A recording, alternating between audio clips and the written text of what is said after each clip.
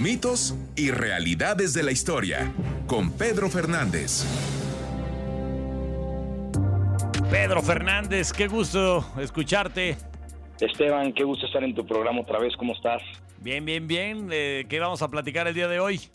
Pues mira, como estoy terminando de escribir, voy medio a la mitad de un libro acerca de los Románov, se me ocurrió platicar un poquito de Catalina la Grande, Catalina II la Grande, que es bien interesante, sobre todo su ascenso al trono, ¿no? Porque su ascenso al trono de Rusia pero sí. no era rusa, ¿o sí?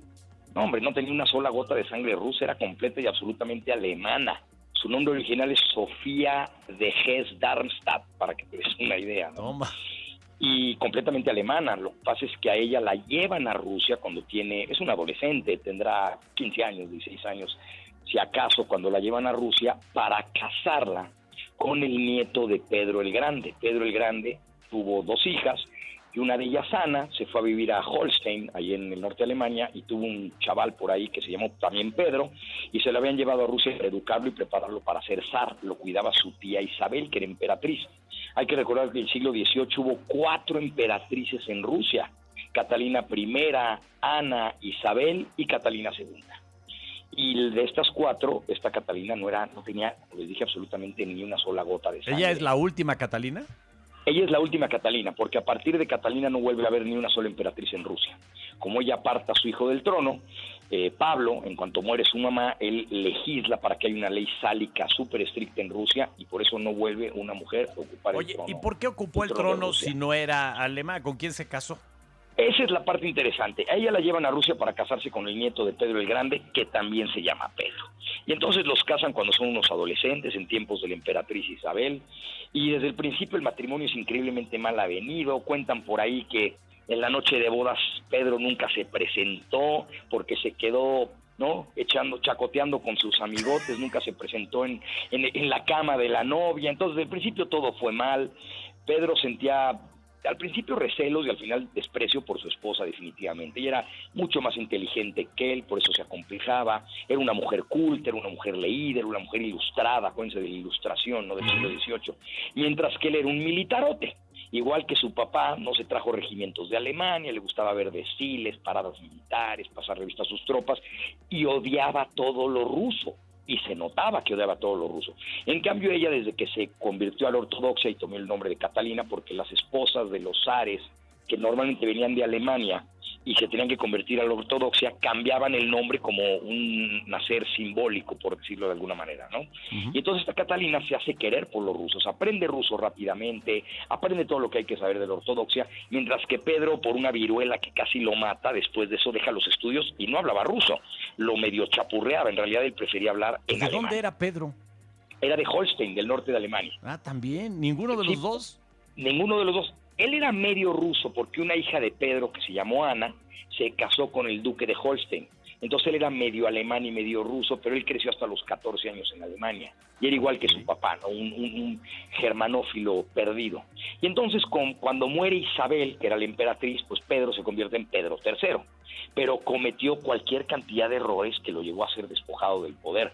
Por ejemplo, uno de los más graves fue cuando en ese tiempo se estaba luchando en la Guerra de los 7 años, una guerra en la que Federico el Grande de Prusia peleaba por su vida, y uno de sus enemigos era Rusia. Rusia iba de victoria en victoria, conquistaron Berlín los rusos, y cuando asume el trono Pedro, que es fan de Federico el Grande, su héroe, decide salirse de la guerra. Entonces el ejército lo odia, ¿no?, para unas buenas victorias que se estaban obteniendo ahí en Europa. Y no solamente se sale de la guerra, sino que quiere recuperar un territorio de su ducado de Holstein, ahí por Dinamarca, el ducado de Schleswig. Y entonces el ejército ruso dice: este hombre está loco.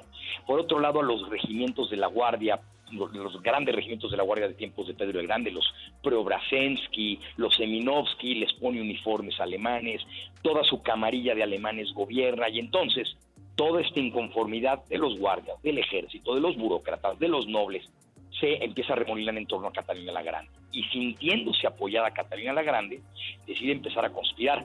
Ya, por cierto, para entonces Catalina tenía un hijo, Pablo, que según los rumores, que pueden ser muy ciertos, no era de Pedro, sino de un tal Sergio Saltykov, que se le permitía el acceso a su recámara por su dama de compañía, avalado por Isabel, el gran Saltykov. ¿Por qué? Pues porque Pedro nomás no daba color, y a la emperatriz Isabel, antes de que muriera, le urgía dejar un heredero. Entonces todo el mundo se hizo de la vista gorda y aceptaron a Pablo como hijo de Catalina y de Pedro. Esto querría decir que a partir de Pablo ni un solo Romanov sería Romanov. En realidad serían Saltykov. Salpicov. ¿No? Y entonces resulta que finalmente Catalina, conspirando con los guardias, luego tiene un amante ahí por ahí, que es uno de los 5 hermanos Orlov, se hace amante de él. Ella sabe que la guardia es la llave al poder, y entonces en un desafortunado evento dan un golpe de estado, capturan a Pedro, que se siente perdido, no sabe para dónde moverse, y lo arrestan y lo tienen ahí guardado en un palacio cerca de Peterhof. Y bueno, las cartas de los Orlov son un poco confusas, nada más le dicen a Catalina que pues Pedro ya no está con nosotros, ¿no? Lo asesinaron, lo estrangularon, todo indica que lo estrangularon. Y el parte oficial decía, no, pues es que se nos murió de un ataque agudo de colitis y de hemorroides, ¿no? Y bueno, se murió de hemorroides. No, pues es una muerte terrible. Es parte, ¿no? Imagínate morirte de Oye, hemorroides. Está buenísima la historia. Entonces toma el poder Catalina. Asume el poder Catalina. Ella ya se la habían llevado los nobles y los guardias a San Petersburgo para jurarle fidelidad, y en cuanto murió Pedro, ella rápidamente toma este momentum y se corona emperatriz allá en Moscú, ¿no? Unos meses después. Lo interesante es que ella no tenía ninguna legitimidad. Ella pudo haber sido regente de su hijo Pablo, pero el que era el legítimo heredero era Pablo, que aunque solo tenía 8 años, bueno, debía haber asumido el trono. Catalina supo tener la habilidad de mantener apartado a Pablo del trono hasta su muerte. Pablo creció completamente frustrado. ¿Cómo logra esto? La realidad es que los guardias y los nobles, ante el comportamiento un tanto errático de Pablo, sí, y el parecido en los gustos militaristas germánicos de su papá, dicen, no, mejor la mamá, sí, y ya cuando muera la mamá. Oye, ¿qué te parece, ¿no?, si para la próxima nos hablas de cómo gobernó Catalina? Interesante, sí, hablamos un poco. Porque ya llegó al poder, está buenísimo, ya. El papanatas se carnearon al que es que marido, sí, a Pedrito. No, bueno, qué cosas. Ni modo, Salpicov se pasó de lanza. Mi querido Pedro, como siempre, ¿dónde te puede contactar la gente? Esteban, me contactan en mi Twitter, que es Pedro-Historia. Pedro-Historia. Líbrenos Dios de un Salpicov. No, hombre, un Salpicov allí merodeando tu casa. No. Gracias, Pedro. Abrazo, Esteban.